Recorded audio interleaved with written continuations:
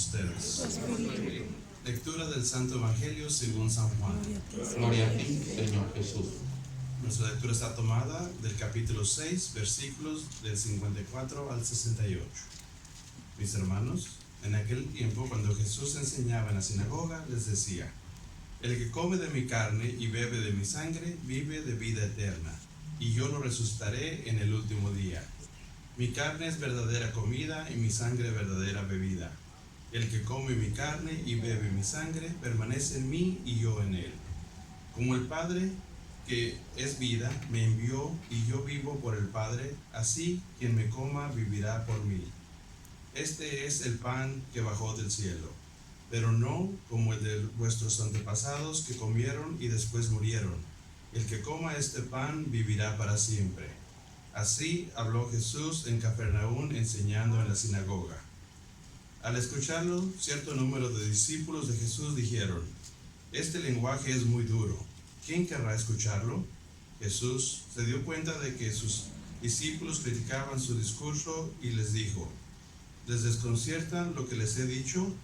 ¿Qué será entonces cuando vean al Hijo del Hombre subir al lugar donde estaba antes? El Espíritu es el que da vida, la carne no sirve para nada. Las palabras que les he dicho son espíritu y son vida.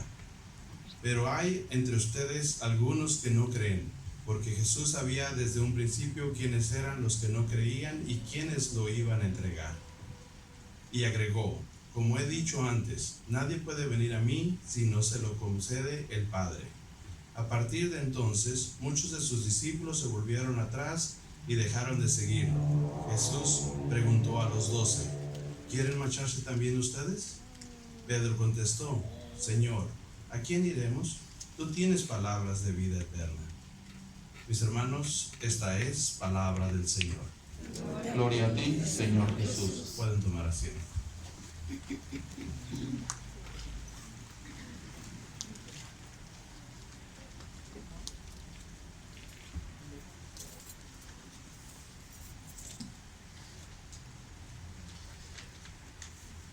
¿Quién de aquí conoce a Superman?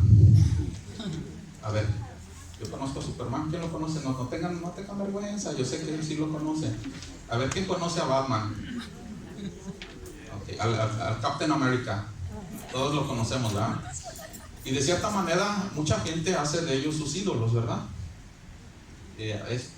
Y no podemos decir que no, porque vamos por el freeway y vemos en un carro una calcamonía de Superman, una de Batman, una de Captain America, de la Guerra de las Galaxias. O sea, muchos hacemos, y es bonito si tenemos inspiración en algo de ellos, ¿verdad? Pero yo me preguntaba un día, digo, ¿por qué la gente tiene más apego a un ídolo ficticio? A un ídolo que, pues no sé, que es simplemente un cuento, que es algo que no es verdadero. Es una historia hecha por alguien que la inventó. ¿Y por qué muchos no creemos en un verdadero Dios? Por ejemplo, en Jesucristo, que es Hijo de Dios. ¿Por qué a mucha gente le cuesta creer eso? Y me costó un poco de trabajo llegar a una conclusión. Y yo llegué a la siguiente conclusión. De que, por ejemplo, cuando nos hacemos un ídolo a alguien que pues es alguien ficticio, ese ídolo no nos pide nada a cambio. No nos pide que nos esfuercemos, no nos pide que hagamos algo, no nos pide que a lo mejor tienen un poco de moral y tenemos que ser buenos como ellos, pero en realidad no nos está exigiendo nada. O sea, simplemente creemos en ese ídolo y hasta ahí nada más. No nos pide que nos esforcemos, no nos pide nada a cambio. Aquí Jesús en el Evangelio estaba hablando a sus seguidores y a la gente que estaba escuchando, y les estaba diciendo unas palabras muy fuertes. Les estaba diciendo, dice: el que coma de mi carne y el que beba de mi sangre tendrá vida eterna. Y estaba meditando yo también en eso. De hecho, estábamos hablando hace rato con el Padre Carlos acerca de ello, y era algo muy fuerte lo que estaba diciendo Jesús, porque en primer lugar la sangre era algo que ni siquiera la podían tocar. Estaba prohibido en el tiempo de Jesús que la gente que ni siquiera pudiera tocar la sangre, mucho menos tomarla. Era un pecado muy grave. Entonces, cuando Jesús les estaba diciendo ustedes, que si alguien quiere vivir y quiere tener vida eterna, tiene que comer de mi carne y beber de mi sangre. Y yo me puse en el papel de muchos de los que estaban escuchando eso. Ahorita nosotros sabemos que Jesús estaba refiriendo a su cuerpo, que es la Eucaristía, y a su sangre, que es el vino. Y nosotros lo sabemos ahora, pero ellos no lo sabían en aquel tiempo. Nomás pónganse en el papel de ellos, y a lo mejor no los juzgamos tan mal, no los juzgaremos tan mal, porque es algo, al menos yo me puse en su lugar de ellos, y a lo mejor hasta yo hubiera rechazado a Jesús, porque si era algo en contra de lo que yo creía de mi religión, pues no lo hubiera yo hecho. Pero dice Jesús que había algunos que Dios ya había elegido. Dice, si ustedes vienen a mí, es porque mi Padre ya los había elegido. Y yo pienso que todos los que estamos aquí hoy reunidos en esta misa, y los que nos están escuchando por vía de las redes sociales, hemos sido ya escogidos por Dios. De hecho, ¿cuántos de ustedes aquí ya se bautizaron? Hay muchos que ya estamos bautizados.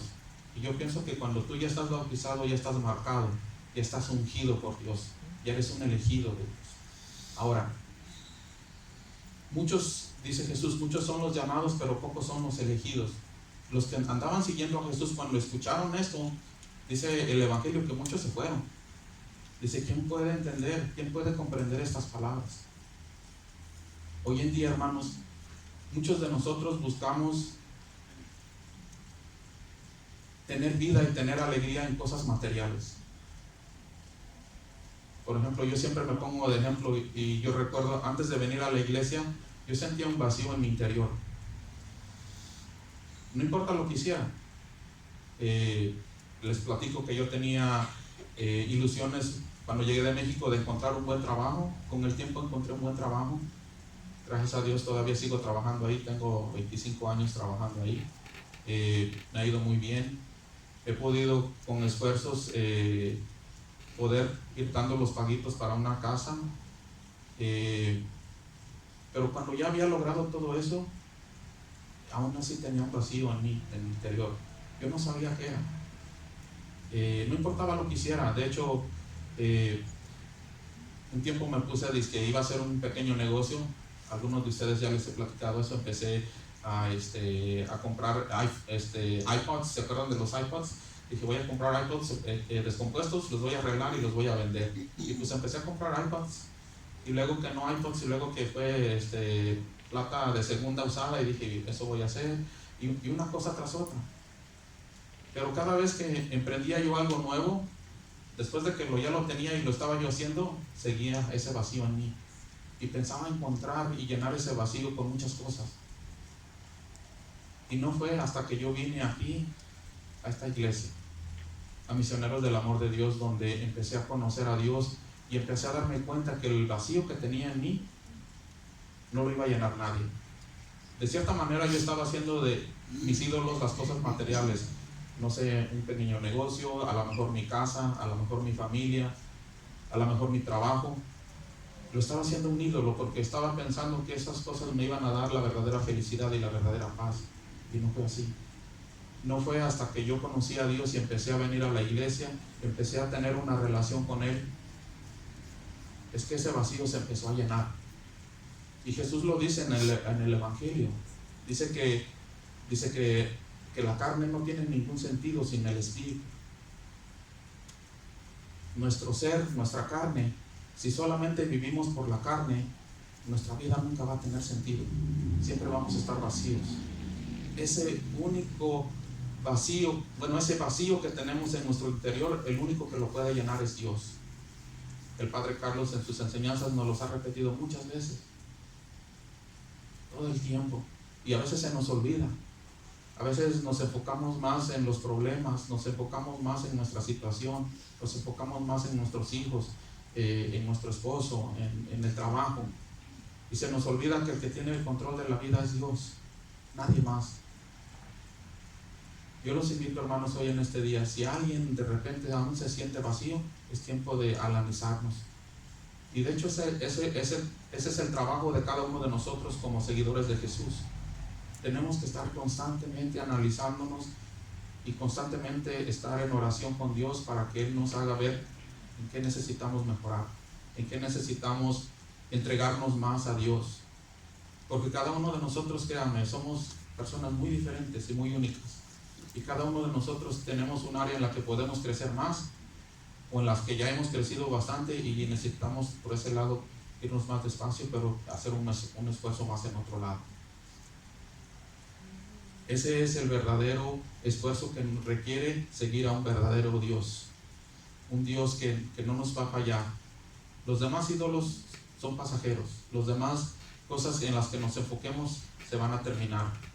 Aquí se van a quedar en esta vida.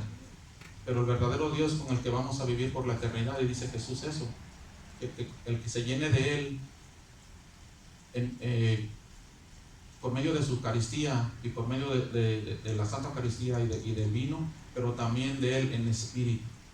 Tenemos que llenarnos de Él en espíritu. Y esa es mi invitación hoy a cada uno de nosotros. Meditemos. Algo que me impactó también antes de terminar fue lo que dijo Jesús al final cuando dijo: yo los escogí. Dice: ¿no los escogí a todos ustedes? A los 12. Dice: pero bueno,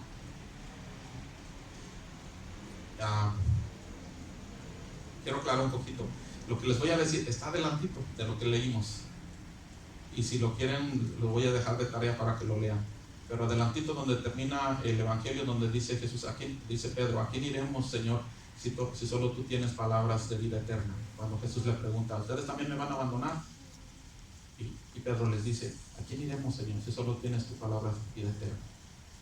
Y en ese momento les dice también Jesús: ¿no los he escogido a todos ustedes, los 12?